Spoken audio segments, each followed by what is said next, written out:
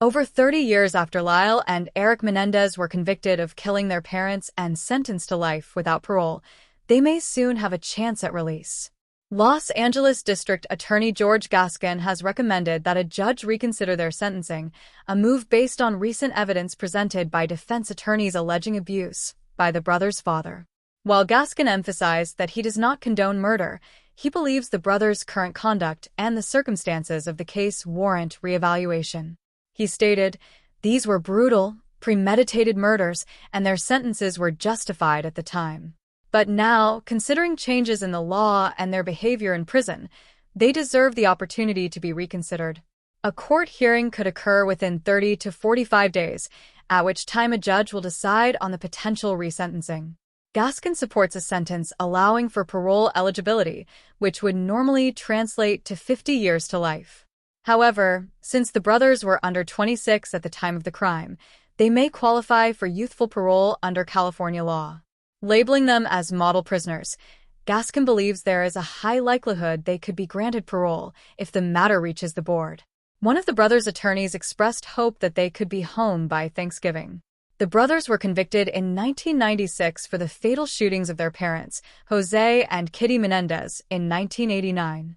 At trial, they admitted to the killings but claimed it was in response to years of abuse by their father.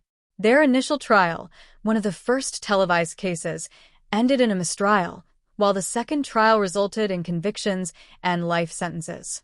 The push for resentencing followed a 2023 petition citing new evidence, including testimony from former Menudo band member Roy Rossello, who accused Jose Menendez of abuse.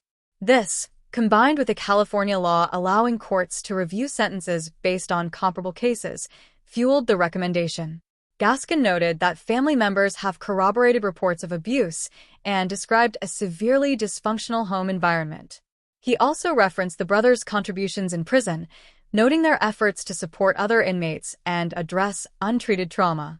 Despite opposition suggesting political motives behind the recommendation, Gascón argued that this decision was consistent with other resentencings in Los Angeles since he assumed office.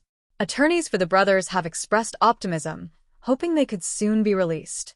The formal petition will be submitted shortly, at which point the defense can choose whether the brothers appear in court in person or remotely. The hearing will consider all presented evidence, and the judge will make a final determination. A separate habeas corpus petition filed last year, seeking to vacate the original convictions or allow new evidence, is set for a hearing in November. If the resentencing request is accepted, the habeas petition may be withdrawn. Interest in the Menendez case has been reignited by recent documentaries and dramatizations. Family members and advocates have welcomed the decision, and public figures, including Kim Kardashian, have applauded Gascón's commitment to reevaluating the case.